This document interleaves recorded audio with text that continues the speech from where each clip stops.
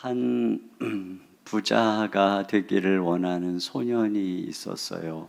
어느 날 달이 구름에 가려서 칠흑같이 어두운 밤에 강가를 걷고 있었는데 무엇인가 자루에 걸려서 넘어졌어요.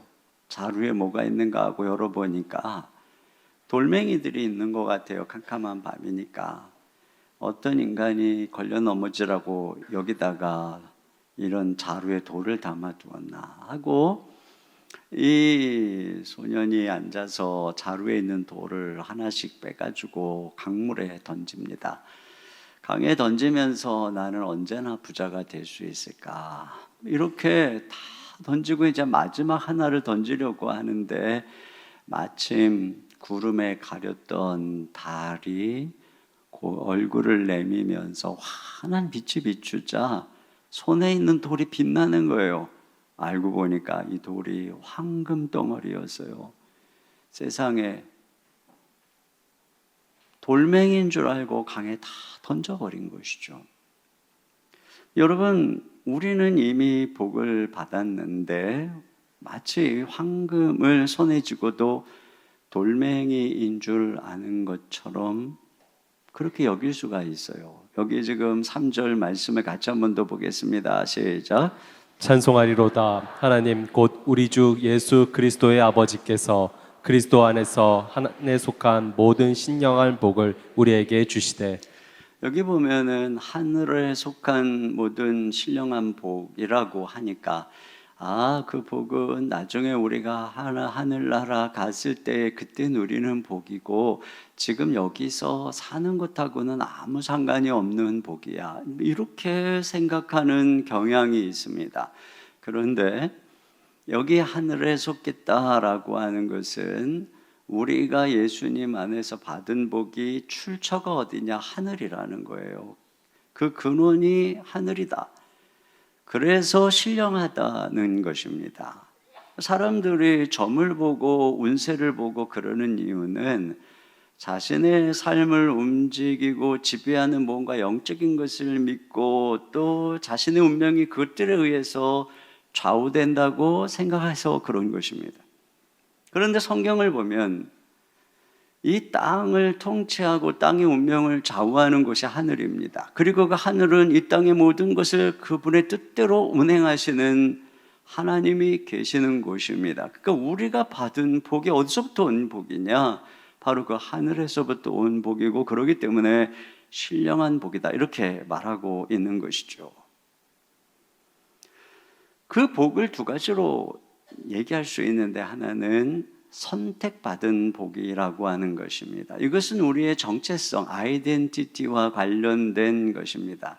정체성이라고 하는 것은 내가 누구이며 내가 무엇을 해야 하는가 이걸 아는 것이죠. 회사에 가면은 내 포지션이 무엇이고 내 업무가 무엇인지를 아는 것이고 내가 축구 선수라면은 내 포지션이 어디이고 내가 해야 되는 역할이 무엇인가를 아는 것입니다. 그런데 자기 포지션이 뭐고 자기가 무슨 역할을 해야 되는지 내가 어느 편인지도 심지어 모른다면 아마 그 선수는 엄청난 피해를 입힐 것입니다. 근데 많은 사람들이 내가 누군지 왜 태어났는지 뭘 해야 될지 어떻게 살아야 할지 모른다고 탄식하고 있어요. 도스토예프스키가 카라마조프 형제에서 이런 얘기를 했습니다. 자신이 무엇을 위해 사는지 확고하게 이해하지 못한다면 인간은 삶을 수용할 수 없고 지구상에 살아남기보다는 오히려 자신을 파괴하게 될 것이다. 그러니까 우리가 누구이고 우리의 존재 목적이 무엇인지를 아는 이 정체성을 아는 것은 굉장히 중요한 것입니다. 그런 면에서 오늘 우리가 먼저 주목해야 되는 두 가지 단어는 바로 하나님의 선택, 택하셨다는 것과 예정하셨다는 것. 이 단어에 주목해서 한번 4, 5절을 한번 더 읽어보겠습니다. 시작. 곧 창세전에 그리스도에서 우리를 택하사 우리로 사랑 안에서 그 앞에 거룩하고 흠이 없게 하시려고 그 기쁘신 뜻대로 우리를 예정하사 예수 그리스도로 말미암아 자기의 아들들이 되게 하셨으니. 여기 보면 먼저 창세전에 하나님이 우리를 택하셨다는 거죠. 만물이 만들어지기도 전에 우리 부모님이 존재하기도 전에 우리의 조상이 존재하기도 전에, 인류가 존재하기도 전에 우리가 하나님의 생각 속에 있었다는 것입니다. 그러니까 우리가 이 땅에 태어난 것은 우연이 아니라는 것이죠. 그런데 그런 하나님의 선택의 목적이 뭐냐면 그것을 여기 예정이라고 하는 단어로 표현하고서, 예정이라고 하는 것은 미리 운명을 정한다, 그런 의미인 것이죠.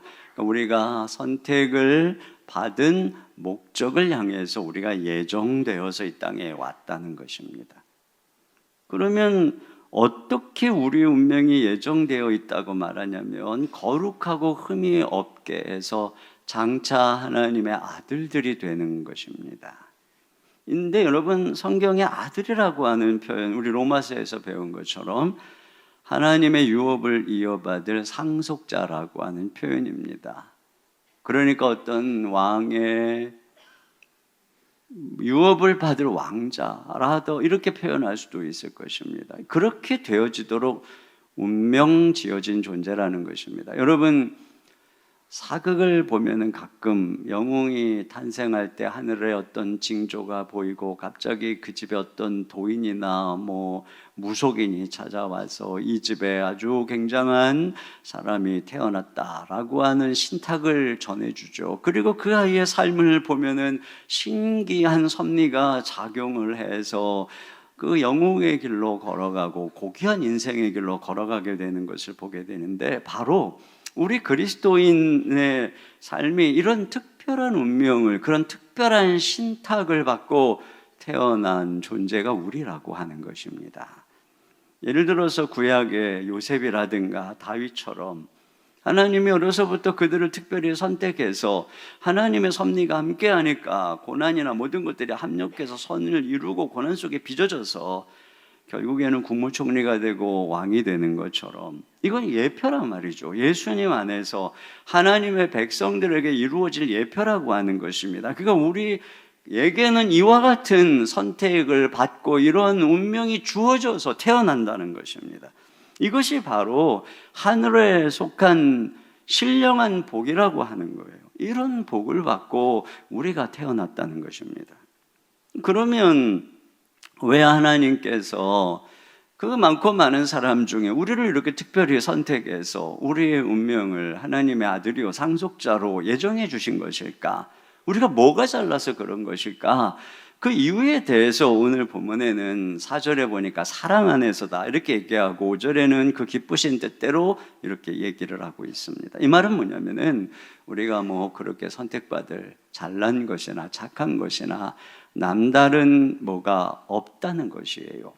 그저 하나님이 사랑해서 하나님의 뜻대로 우리를 선택했다는 것입니다. 그걸 보여주는 것이 로마서에서 바로 에서와 야곱의 예를 들지요. 근데 그들이 태어나기 전에 그들이 무엇인가 선한 일이나 악한 일을 하기도 전에 하나님께서 그들이 태중에 있을 때에 야곱은 사랑하고 에서는 미워했다는 것입니다. 그들이 어떤 행위를 보고 한 게 아니라는 것이에요. 오히려 에서가 순서적으로 보면 장자였고 그 시대의 능숙한 사냥꾼이라고 하죠.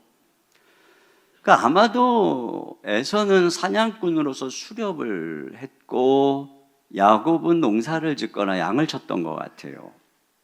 근데 어느 책을 보니까 인류 역사 속에서 어느 순간 농업혁명이 일어나서 농경사회가 되기 전 수렵에 의존해서 생활할 때가 훨씬 더 부유했다 이렇게 얘기를 하더라고요.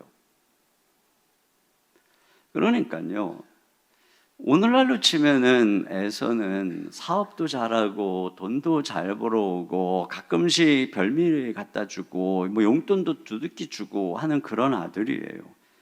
그 이삭이 볼 때 에서가 훨씬 잘난 아들이고 이 아들이 우리 집안을 흥황케 할 이 장자권을 이어갈 아들이다 이런 생각을 하고 그를 사랑했던 것입니다. 근데 반면에 야곱은 참 이렇게 어려서부터 속이고 야비하고 교활한 캐릭터로 등장하잖아요. 이걸 보면은 하나님이 야곱을 선택한 이유를 어떤 외적인 조건에서 찾을 수 없는 것입니다. 그냥 하나님이 그를 사랑해서 하나님 뜻대로 그렇게 했다는 것이에요. 근데 여러분, 하나님의 선택이 이와 같다는 것을 보여주는 것이 바로 우리를 구원한 복음입니다. 복음이라고 하는 것이 세상에서 그래도 잘난 사람들을 불러다가 하나님의 자녀로 삼는 게 아니잖아요. 죄인인 우리를 위해 죽으신 예수님, 그래서 누구든지 그 예수님을 믿으면 의롭지도 않은데 의롭다고 여겨주시는 게 복음이고, 아브라함도 경건하지 않은데 경건하다고 여겨주신 분이 하나님이시고, 그게 복음이란 말이죠. 그러니까 이 복음이라고 하는 것은 우리가 하나님의 자녀가 된 게 우리가 잘나서가 아니라 하나님의 긍휼이고 하나님의 사랑 때문에 그렇게 우리를 부르셔서 우리가 자녀가 됐다는 것입니다. 그리고 그렇게 선택받아서 믿고 의롭다함 받은 우리를 이제 하나님이 거룩하게 빚어가신다는 거예요. 그래서 하나님이 야곱을 선택하셔서 이제 야곱의 삶에 간섭하기 시작합니다. 에서는 내버려둬요. 그가 뭐 이방 여인하고 결혼을 하든 말든 뭐 네 살던 대로 네 정욕대로 살아 하고 내버려 두는데, 야곱은 뭐 아내 한번 선택하는데도 뭐 힘들어요. 라반이 간섭하고 또 라반 밑에서 고통받고 연단받고 자식들 때문에 고통받고 그러면서 빚어지죠. 그래서 결국에는 야곱이 말년에 12아들을 다 축복하면서 그들을 족장으로 세우는 이스라엘의 거룩한 시조가 되는 것입니다. 그러나 에서는 내버려 두니까 점점 포악해지고 칼을 믿고 생활을 하게 되고 점점 하나님에게서 멀어지는 거예요. 이것이죠. 여러분, 하나님이 야곱이 그렇게 될 줄 알고 선택한 것이 아니라 선택했기 때문에 그렇게 된 것이에요. 우리도 마찬가지예요. 이게 하나님의 복이죠. 다윗을 선택할 때에도 장자인 엘리압을 딱 보자마자 사무엘이 야, 이 사람이다, 이 용모와 신장을 보라. 그러나 아니었어요. 근데 외적으로 보면 그 엘리압이 훨씬 나았다는 것이고, 또 그 당시 그 초대왕인 사울은 모든 사람보다 어깨가 하나 더 있을 정도니까 객관적으로 굉장한 사람인데, 거기에 비해서 다윗은 그 아버지도 들어가서 양을 치라고 할 정도로 볼품없는 존재였습니다. 그런데 하나님께서 그를 빚으시니까 골리앗 앞에서 엘리압도 사울도 벌벌 떠는데 그가 나타나서 그를 무너뜨리는 그 시대의 하나님의 대안이 되잖아요. 그리고 그가 결국에는 통일 이스라엘 왕국을 이루고는 성군이 되잖아요. 이것이 하나님의 선택. 그러니까 하나님은 이와 같이 선택해서 예정해서 우리를 빚어가시는 이런 복을 바로 우리에게 주셨다는 것입니다. 이것보다 더 좋은 복이 어디에 있겠습니까? 그런데 여기 또 이러한 선택과 예정 뒤에 나오는 하늘의 복이 속량과 인치심이라고 하는 단어로 나오는데요. 7절을 먼저 보겠습니다. 시작. 우리는 그리스도 안에서 그의 은혜의 풍성함을 따라 그의 피로 말미암아 속량 곧 죄 사함을 받았느니라. 여기 이제 속량이라고 하는 단어는 노예를 해방시켜주는 그 값을 의미하는 것입니다. 그러니까 하나님께서 예수님을 십자가에서 우리의 죄값을 위한 속량으로, 그래서 우리를 죄에서 해방시켜주는 값으로 지불하셨다는 거예요.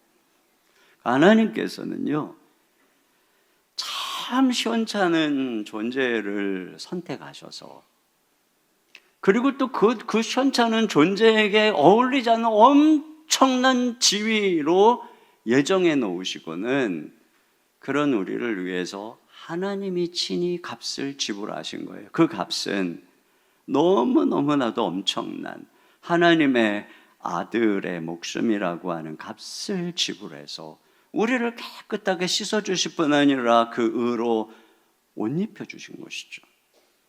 그러니까 이것이 얼마나 엄청난 복인가요? 그리고 또 성령님을 보내서 인치셨다는 겁니다. 13절 시작.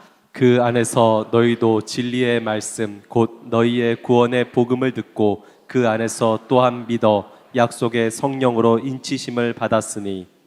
여러분, 하나님께서 다윗을 선택을 해서 기름 부으면서 이제 네가 왕이 될 것이다. 그랬으면 그 다음에 뭐 왕자 학교를 보내든지 그래야 되는데 그는 다시 들판으로 갔어요. 그에게 주어진 것은 한 가지, 성령의 감동. 그런데 성령 하나님이 그 안에 거하시면서 그를 들판에서 왕으로, 그를 사울에게 쫓기는 광야에서 왕으로 준비시키기 시작했습니다. 그래서 그는 정말 탁월한 왕이 되었어요. 여러분, 우리가 하나님의 아들들로, 상속자로 선택받았다고 해서 외적으로 예수님 믿고 달라진 거 아무것도 없어요. 환경 그대로예요. 하나님이 특별히 야, 너 이제 앞으로 장자 나의 상속자가 될 거니까 해서 뭐 굉장히 명문 학교에 입학시켜 준 것도 아니에요. 거기서 경영 수업을 받게 하신 것도 아니에요. 단 한 가지밖에 없어요. 우리에게 성령으로 인치신 거예요. 성령님이 우리 안에 내주하신 것입니다. 그런데 그 성령님은 어떤 성령님입니까?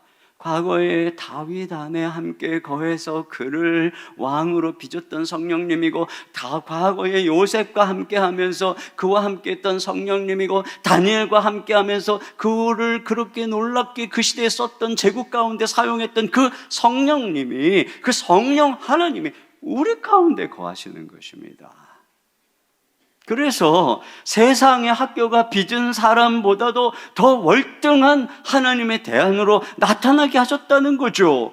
이것이 바로 예수님 안에서 하늘에 속한 모든 신령한 복이에요. 그것이 우리에게 주어진 복이에요. 이보다 좋은 복은 없어요.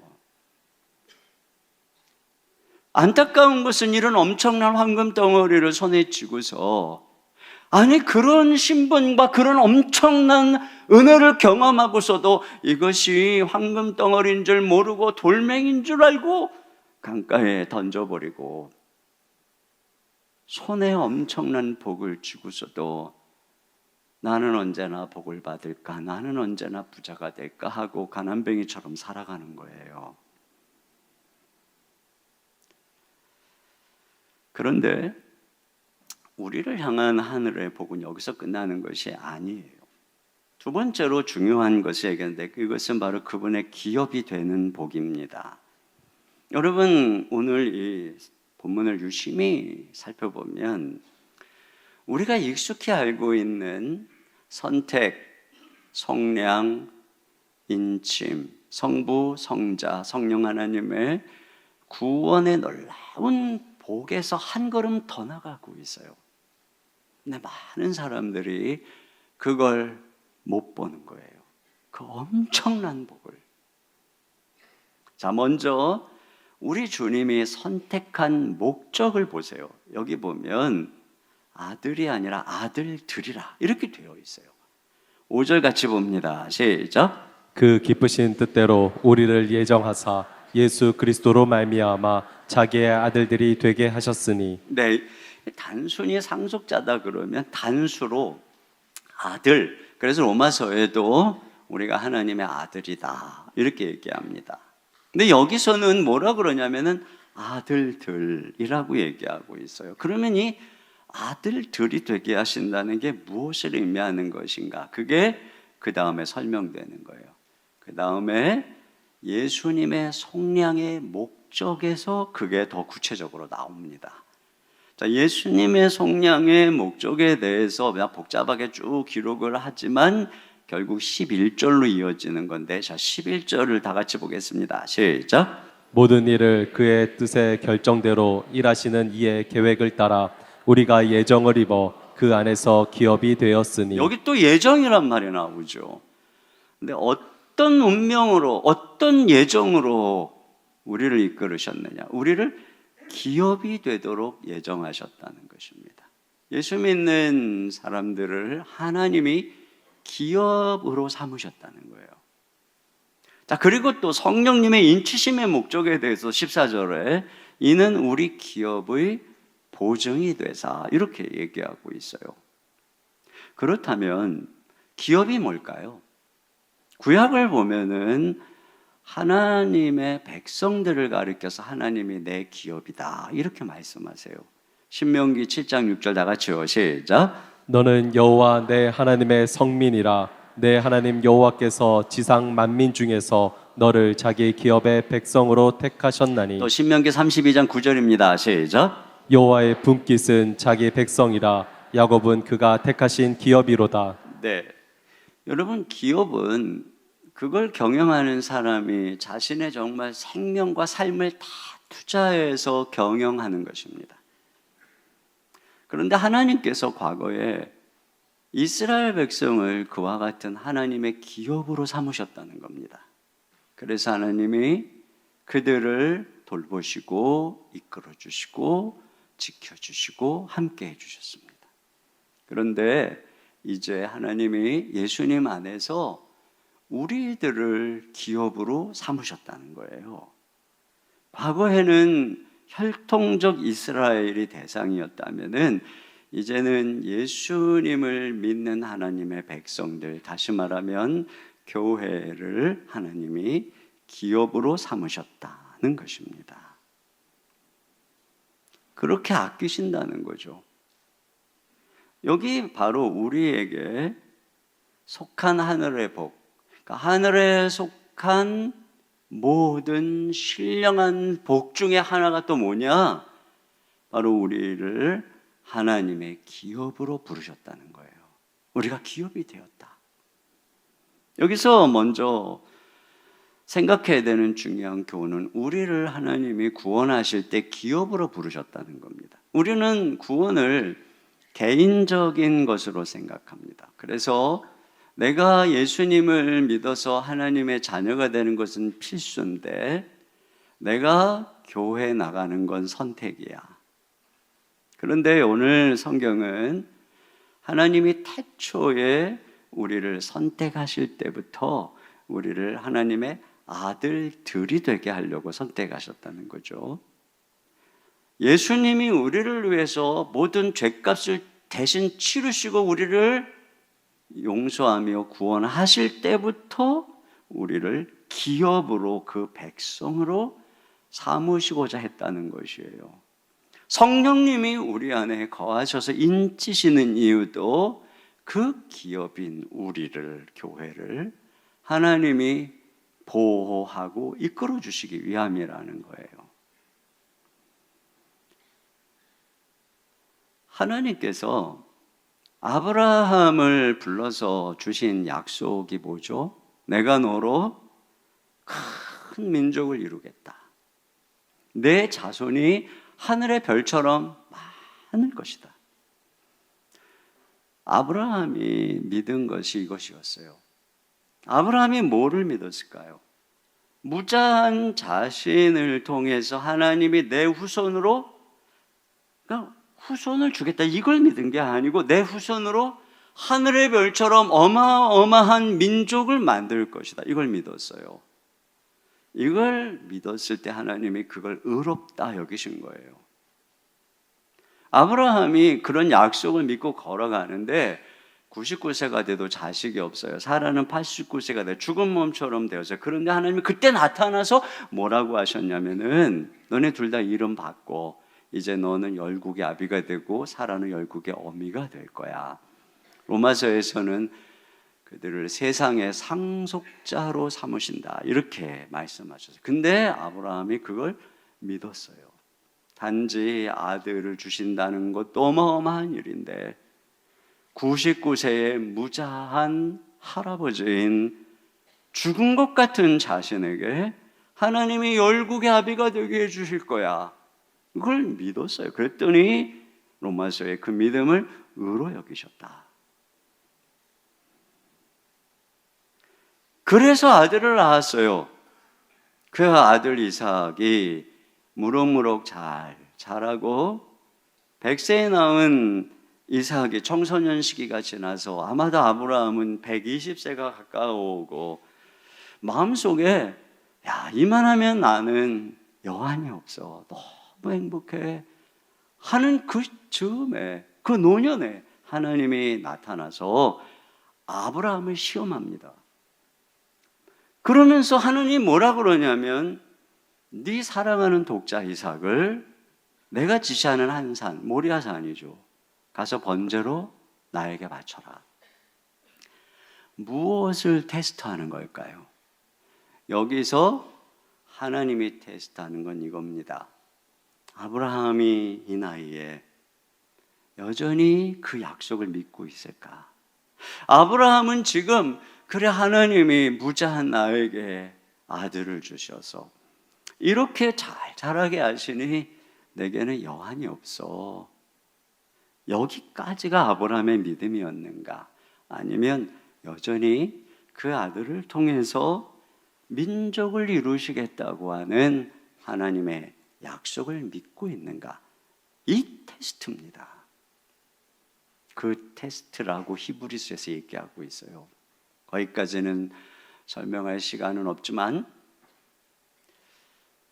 만약에 아브라함이 그의 믿음이 하나님이 내 사는 동안에 내 평생 소원 자식을 주셨으니 그리고 우리 자녀가 이렇게 잘 자라고 있으니 나는 여한이 없어요. 여기까지 만약에 그것이 그의 믿음의 전부였다면 절대로 아브라함은 이삭을 번제로 드리지 않았을 것입니다. 근데 아브라함은 믿었어요. 이 아들은 하나님이 이 아들을 통해서 민족을 이룰 거라는 사실을 믿었어요.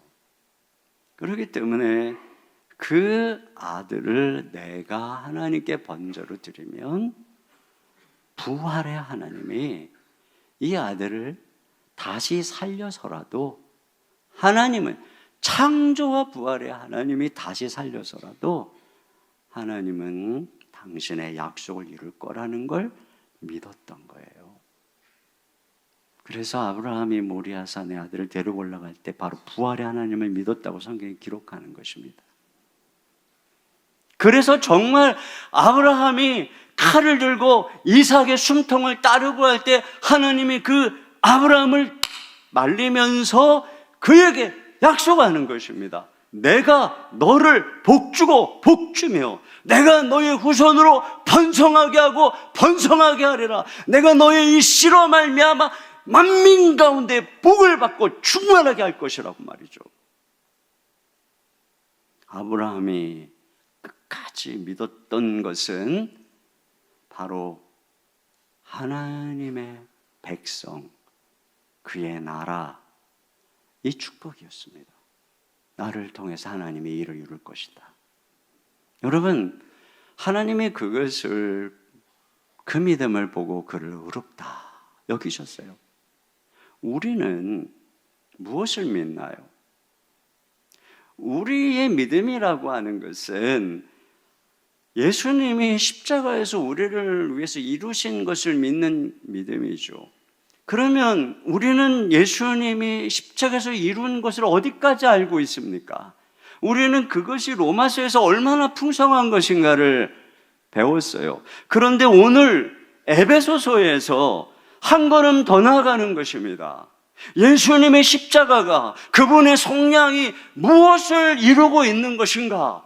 이 땅에 무엇을 만들어내고 있는 것인가? 그게 무엇을 향하고 있는 것인가? 그것이 바로 하나님의 기업, 하나님의 백성, 하나님의 교회라는 것입니다.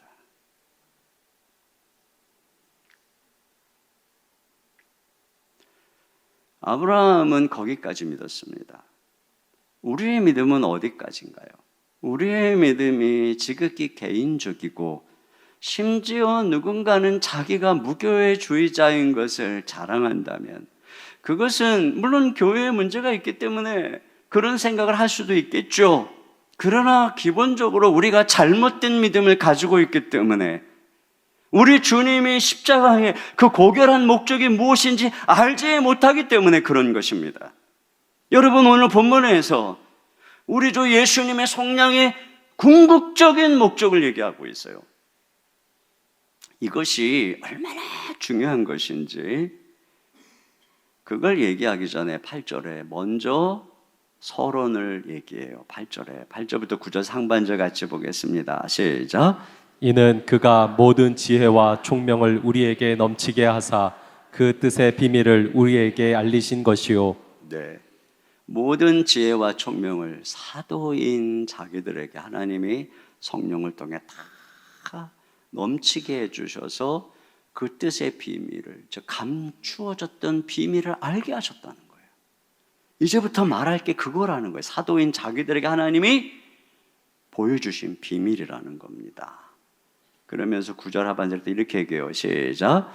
그의 기뻐하심을 따라 그리스도 안에서 때가 찬 경륜을 위하여 예정한 것이니. 네, 지금부터 내가 말하는 것은 그분이 기뻐하는 거라는 거예요. 근데 그것은 그리스도 안에서 때가 찬 경륜, 그러니까 때가 되면 나타나게 될 하나님의 경영일이라는 겁니다. 그것을 위해서 예정한 거라고. 또 예정이 나와요. 하나님이 역사 속에서 반드시 일어나도록, 때가 되면 반드시 일어나도록 정하신 하나님의 경륜, 경영, 그것을 바울이, 사도가 하나님이 주신 지혜와 총명으로 계시의 비밀을 알았다는 거예요. 그래서 그걸 얘기하려고 해요. 그게 뭐냐? 그게 10절에 나오는 것입니다. 자, 10절 다 같이요. 시작. 하늘에 있는 것이나 땅에 있는 것이 다 그리스도 안에서 통일되게 하려 하심이라. 네. 하늘에 있는 것은 모든 천사 영적인 존재들이죠. 땅에 있는 것은 모든 피조물들, 사람을 포함한 모든 피조물들입니다. 그것들이 통일된다라고 하는 이 단어, 아나케팔라요사스다이라고 하는 이 단어는 그 뜻이, 통일이라고 번역을 했지만 이상적인 조화, 이상적인 평화로운 조화를 의미하는 것입니다. 세상이 타락해서 부조화하죠. 싸우죠. 동물들도 물어뜯죠. 그런데 이 모든 세상을, 하늘과 땅의 모든 세상을 평화롭게 조화롭게 살아가는 통일, 그것을 주님이 이루시는, 그걸 하나님이 작정하셨다는 거예요. 여러분, 이 세상에 가장 어려운 게 평화와 통일이에요. 그걸 우리가 알고 있잖아요. 우리 남북한이 통일만 되면, 서로 평화롭게 살면 얼마나 좋아요. 그러나 뭐 통일이 될 것처럼 막 떠들다가도 지금 엄청난 전쟁의 위기 앞에 있고, 또 동서는 갈등을 하면서 서로 앙숙처럼 욕을 하고 있고, 우리나라만 그런 것이 아니라 나라들을 보면 뭐 부족 간의, 지역 간의 갈등, 학살로 인해서 엄청난 상처를, 원한을 품고 있어요. 그러다 보니 이렇게 싸움 많은 세상에서 지도자들마다 내가 평화를 이루겠다 그러면서, 로마는 말이에요, 팍스 로마나 자기들의 강한 힘으로 온 세계의 평화를 이루겠다고 했지만 그 속에는 억압과 압제만이 있었습니다. 중국은 중화 사상으로, 중국의 문명 외에는 다 열등한 것이고 그들을 오랑캐라고 부르면서 모두가 다 중화사상, 자기들에게 복속될 때에 세상에는 조화롭고 평화로운 세상이 온다고 믿었던 그 중화사상으로 똘똘 뭉친 그들로 인해서 변방에 얼마나 많은 억압과 전쟁이 끊이지 않습니까? 일본은 한때 일본의 천황과 일본의 질서 아래 세상이 통일되어야 각자가 자기 위치에서 조화로운 세상이 이루어질 수 있다라고 믿고, 미국과 서구의 세력을 배척하는 대동아 전쟁을 일으킨 것입니다. 그리고 그런 대의를 믿었던 일본 사람들이 카미카제 특공대가 돼서 목숨을 희생한 거예요. 거기서 세상에 평화가 올 거라고 믿고, 그러나 그들에 의해서 아시아에 얼마나 많은 나라가 짓밟힘을 당했습니까? 어떤 사람은 사회주의로 평화의 세상을 만들고 노동자와 경영자 차별이 없는 세상이 와야만 한다고 투쟁하고, 어떤 사람은 자유민주주의가 전부라고 투쟁하고, 어떤 사람은 도덕국가 이상으로 율법과 종교로, 도덕운동으로 율법운동으로 그런 세상을 만들 수 있다고 하지만, 정죄와 판단이 난무한 세상을 만들고, 그러니까 우리 마음속에 그런 생각이 드는 거예요. 과연 정말 이 땅에 평화라고 하는 것이 가능한 것인가? 우리가 싸우지 않고 조화롭게 살아가는 세상이 과연 올 수 있는 것인가? 이것이 수천 년 역사 속에 있는 우리 모든 사람들 안에 있는 갈망입니다. 그런데 오늘 하나님이 우리를 위해서 십자가에 죽으시고 부활하신 예수님을 통해서 이 모든 것들이 마지막 때에 이루어지도록 예정했다는 것입니다. 그래서 예수님이 재림할 때에 새하늘과 새 땅이 임하고 사자와 어린 양이 뛰노는 세상, 칼과 창을 쳐서 쟁기를 만드는 세상, 이런 세상이 올 거라는 거예요. 그걸 이루시는 분이 예수 그리스도시라는 것입니다. 이것이 바로 그 아들 예수 그리스도, 그분이 십자가에 죽으시고 부활하신 목적이다, 이렇게 얘기하고 있어요. 그리고 바로 이 엄청난 하나님의 꿈을 위해서 오늘 우리들이 기업으로 부름받았다는 것입니다. 오늘 우리가 교회로 존재한다는 것입니다. 우리 안에는 이 엄청난 꿈이 있는 거예요. 그래서 여러분, 많은 사람들은 교회가 연약하고 불완전하기 때문에 더 이상 교회에는 소망이 없다고 말합니다. 무가치하다고 생각합니다. 그러나 한번 생각해 보세요. 저와 여러분이 원래부터 자격이 없고 불완전한 죄인이었는데 하나님이 일방적으로 긍휼히 여겨서 선택하시고 의롭지 않은데 의롭다고 덮어주시고, 그러면서 빚으시고 기다려서 여기까지 온 것입니다. 그렇게 모인 것이 교회입니다. 그리고 교회는 계속해서 그런 죄인들이 들어오고 있습니다. 아니, 우리 개인을 향한 하나님의 뜻이 그러하다면 교회는 어떻습니까? 교회는 늘 연약한 죄인들이 모여있고 부실하고 약하고, 그렇지만 그럼에도 불구하고 이러한 하나님의 선택과 은혜와 이 작동이 이루어지고 있는, 이 신적인 예정이 이루어지고 있는, 그리고 우리를 향해 하나님이 이 원대한 목적과 계획을 품고 그걸 두신 곳이 바로 교회인 것입니다.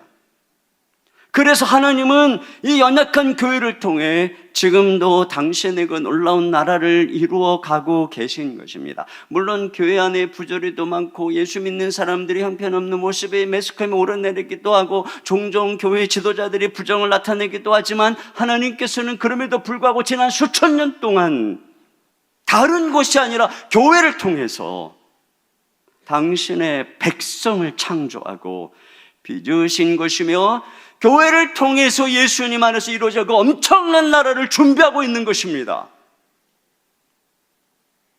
지금도 여전히 하나님은 그 일을 모든 사람들의 침을 뱉을지 모르지만 교회를 통해서 일하고 계신 것이죠. 교회는 이처럼 하나님의 특별한 목적과 애정이 담긴 기업입니다. 하나님의 기업, 신적인 기관입니다. 우리가 바로 그러한 엄청난 기업으로 부름받았다는 것, 이것이 바로 오늘 복이라는 거예요. 하늘에 속한 신령한 복이라는 것입니다. 여러분, 여기서 우리가 한 가지 더 생각할 것은, 교회가 그런 면에서 하나님의 기업으로서 놀라운 사랑과 보호의 대상, 복을 받는 터전이라는 것입니다. 기업을 하시는 분들은 기업이 뭔지 알아요. 여러분, 하나님의, 이 교회가 하나님의 기업이라고 할 때 첫째로 하나님은 기업인 교회를 아낀다는 것입니다. 기업을 하는 분들은 때때로는 자기의 자녀보다도 기업을 더 아낍니다. 하나님은 이 기업을 얼마나 아끼셨는지 당신의 독생자 아들을 우리에 내어주셨습니다. 그리고 하나님은 당신의 기업인 교회를 보호하십니다. 하나님이 장차 엄청난 백성을 잉태할 사라를 애굽에서, 또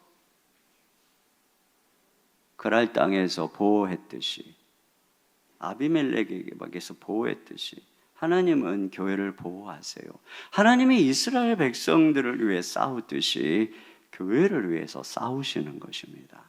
교회는 약해 보이고 목사도 약해 보이고 성도들도 착해 보이지만 교회의 주인이신 하나님은 어미하고 강한 분입니다. 하나님은 기업인 교회를 향해 꿈을 가지고 계십니다.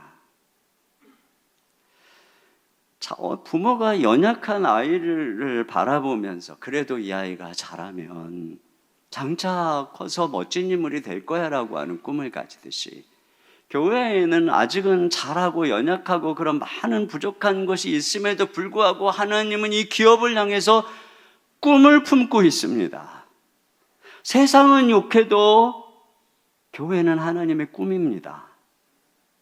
교회는 하나님의 기업이기 때문에 하나님이 직접 당신의 경영 철학으로 경영하는 곳입니다. 우리는 세상의 여러 가지 경영 방식과 세상의 여러 가지 조직의 이론을 가지고 교회를 이렇게 하면 얼마나 효율적일까라고 생각하지만 철저한 하나님의 방법으로 복음으로 은혜로 어떤 땐 너무나도 어리석게 야가 빠지지 못하게 걸어가도 하나님이 친히 이곳에서 역사하시고 당신의 교회를 세워가시기 때문에 세상의 그 어떤 기업보다도 위대한 역사가 교회 안에서 일어나고 있는 것입니다. 그리고 교회는 하나님의 기업이기 때문에 하나님의 영광을 위해서 존재합니다. 오늘 본문에도 3절부터 14절 사이에 후렴구마다 3번씩이나 하나님의 영광을 찬미하게 하려 함이라. 여러분, 우리가 이렇게 모이는 이유는 결국은 우리가 함께 모여서 하나님을 찬송하는 것입니다. 그분께 영광을 올려드리는 것입니다. 이것이 바로 우리의 창조자이신 하나님과 우리와의 올바른 관계인 것입니다. 그 피조물인 우리가 하나님께 등을 돌렸기 때문에 거기서부터 모든 죽음과 저주가 온 것입니다. 그러나 이제 우리는 다시 교회를 통해서 하나님께 돌아가는 것이고 그분께 예배하고 그분께 찬송을 올려드리는 것이 바로 우리가 제대로 된 위치를 찾아가는 것입니다. 그분께 붙어있고 그분 안에 거하는 것입니다. 그때 하나님은 그렇게 하나님을 예배하고 찬송하는 우리 가운데 충만히 임재하셔서 하나님을 예배하는 당신의 백성들을 축복하는 것이에요. 여러분, 제가 말씀드린 하나님이 아끼는 교회, 그 교회가 바로 여러분이라는 겁니다. 교회는 건물도 아니고 조직도 아니고 여러분입니다. 우리가 함께 모여서 그리스도의 몸을 이루고 있는 우리들입니다. 그런데 분명히 기억해야 될 것 한 가지, 복수입니다. 아들들입니다. 하나님의 관심사는 아들들입니다. 백성들입니다.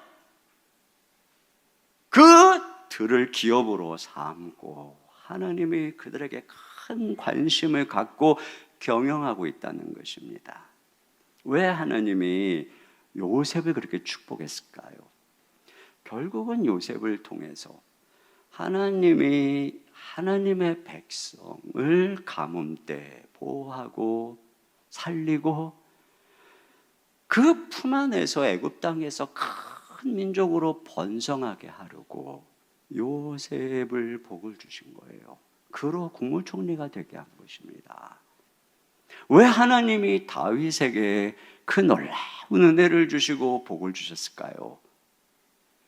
그를 이스라엘의 목자로 세웠기 때문에 그의 품 안에서 하나님의 양떼가 그 안에서 평화롭게 살아가야 하기 때문에 하나님이 그를 준비하고 그의 편이 되어 그를 축복하는 것입니다. 저는 예수님을 믿고 복을 많이 받았어요.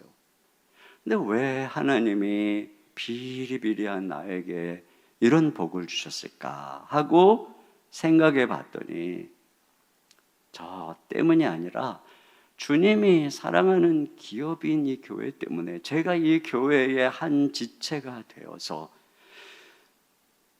젊어서부터 교회를 사랑하고 교회를 섬기는 일에 마음을 다하고 내 삶을 드리기를 원하고 마음의 열정을 드리기를 원하고 내 생각과 내 모든 열정을 다 여기에 쏟아 부으면서 날마다 그 생각을 하고 그렇게 내 모든 건강을 쏟아 부으면서 교회와 밀착되어 살아가는 까닭이라는 생각이 들어요. 그것이 제가 지난 20년 동안 수많은 순간순간들을 지나면서도 하나님이 나에게 은혜를 베푸실 때마다 깨닫는 거예요. 나 때문이 아니구나. 하나님이 사랑하는 교회 때문이구나. 이것이 저만의 이야기일까요? 아니에요. 함께 교회가 되어 교회를 위해 헌신하고 봉사하는 모든 하나님의 사람들, 그들을 향해서 하나님은 다윗에게 주셨던 복을, 요셉에게 주셨던 복을 지금도 부어주시면서 하나님이 당신의 기업인 교회를 이루어 가시는 거예요.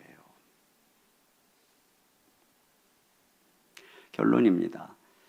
교회는 성도들의 삶과 복의 터전입니다. 시편 133편 1절에 보면 이런 말씀이 있어요. 보라, 형제가 연합하여 동거하며 어찌 그리 선하고 아름다운고. 교회죠. 3절 하반절에 거기서 여호와께서 복을 명령하셨나니 곧 영생이로다. 하나님께서 우리에게 우리가 함께 연합하여 모이는 교회에서 복을 명하셨습니다. 여기서 구원을 받고 여기서 은혜를 받고 여기서 성도의 사랑을 받고 여기서 우리가 점점 하나님의 상속자로 변화되고 그래서 결국에는 우리가 영광스러운 주의 백성으로 다 같이 변화되어 우리의 모든 삶은 영생으로 이어지는 것입니다. 그러니까 교회는 성도들의 삶의 터전이고 조국입니다. 어머니입니다. 우리는 대한민국이라고 하는 나라 안에서 보호받으면서 여기서 태어나 여기서 교육받고 여기서 가정을 이루고 시집가고 장가가고 직장도 가고 경제활동을 하면서 살아가고 있어요. 대한민국이라는 조국이 우리 어머니 같은 품이 되어 있기 때문에 그런 것입니다. 그런데 만약에 대한민국이라고 하는 조국이 무너진다면 누가 우리를 지켜줄까요? 아무도 지켜주지 않을 거예요. 유리방황하고 핍박받고 고통받을 것입니다. 그렇기 때문에 우리 육신의 조국인 대한민국을 사랑해야 되는 것입니다.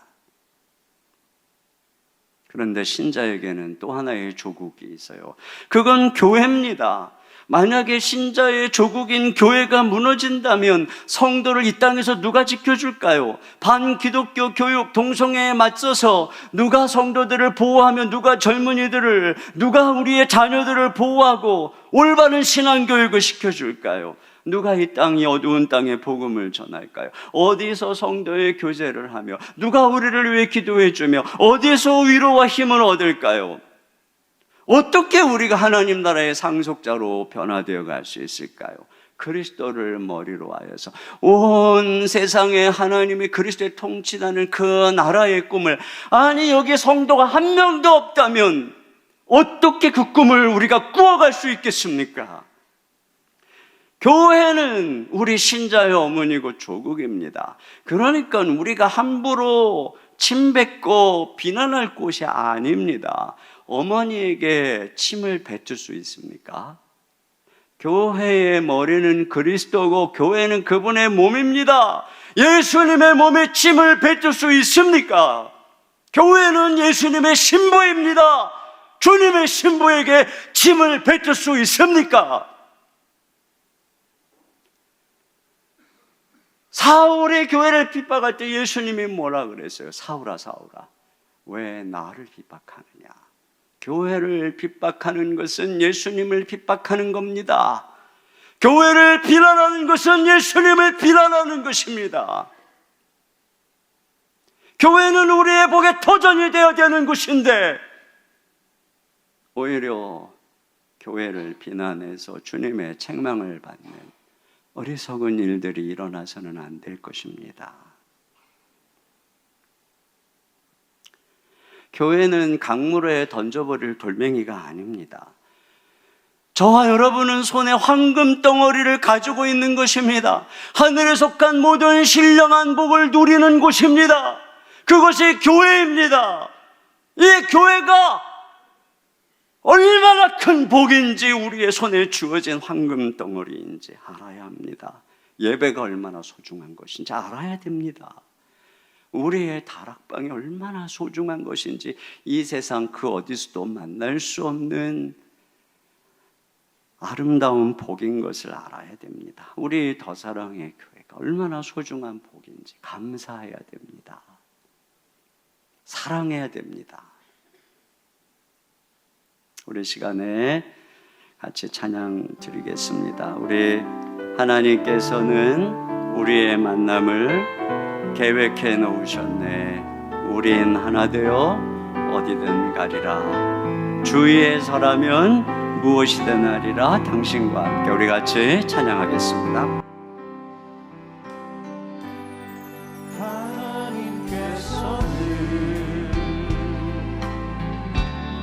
우리의 만남을 계획해 놓으셨네. 우린 하나 되어 어디든 가리라. 주위에 서라면 무엇이든 하리라. 당신과 함께 하나 되어 우리는 하나 되어 함께 건네 하늘 아버지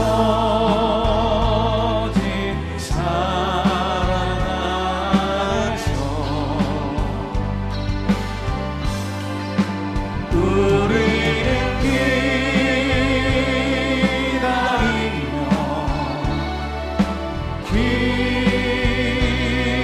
기도하네. 우리의 삶에 사랑 넘치도록 우리 모임을 또 우리 모임을 주님만 따르리. 환난이 올지라도 주 함께 하시리. 또 우리 마음에 시험이 닥칠 때 어둠은 지나가고 새 아침 주시리. 두 손 들고 찬양합니다. 우리는 하나 되어 우리는 하나 되어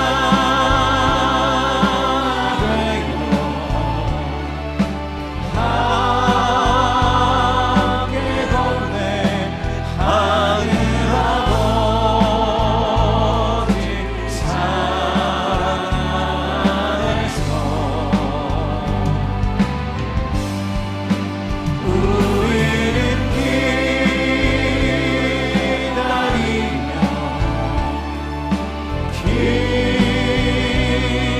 기도하네. 우리의 삶에 사랑 넘치도록. 우리 시간에 함께 기도 제목 같이 읽고 기도하도록 하겠습니다. 함께 기도 제목 읽겠습니다. 우리가 창세 전부터 선택받은 특별한 존재임을 깨닫고 하늘의 복을 받은 상속자의 정체성을 가지고 살아가게 하소서. 개인주의 신앙을 벗어나 우리를 기업으로 부르심을 깨닫게 하시고 교회가 장차 그리스도께서 평화의 나라를 이루실 모체임을 알게 하소서. 삶의 터전이요 복의 터전으로 교회를 주심에 감사하고 사랑하며 소중히 여기게 하소서. 서로 연합하여 하나님의 비전을 기쁨으로 이루어가게 하소서. 우리같이 오늘 말씀이 우리에게 깨닫게 하신 것, 또는 우리를 책망한 것, 또는 우리를 가르쳐 주신 것들을 기억하며 이 시간에 우리 같이 함께 말씀을 생각하며 기도하겠습니다.